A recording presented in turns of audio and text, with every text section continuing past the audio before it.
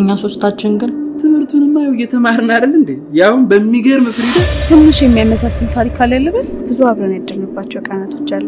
እሱም አውቃለሁ። ብዙ ነገር አድርገናል። ነገር ያለ ዛሬ የመጨረሻ ቢያንስ እኮ ልታግዘኝ ይገባል።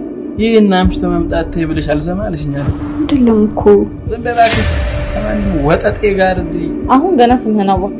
ወላ ስሜ ነው ማሳር ለሆነ ያለበት ወጠጤ ማማይ ቴንክ ዩ ባባይ።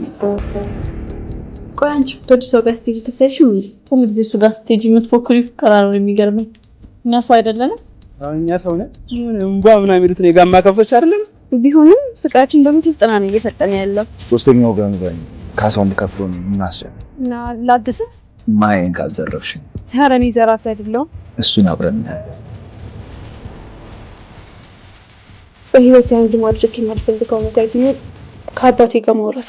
ሄደሽ እንድትነግሪያት የምፈልገው ነገር ከዚህ በኋላ የኔና እሷ ነገር አብቅቷል። ምናልባት እኮ ጋሼ ይሄው ምናልባት ለወሰድከው ቦታ ፈጣናል ማለት ነው ይሆናል። ለምን አንዛሬ ግን ስለገባ አሁን ምን ማለት ነው ታውቂያለሽ?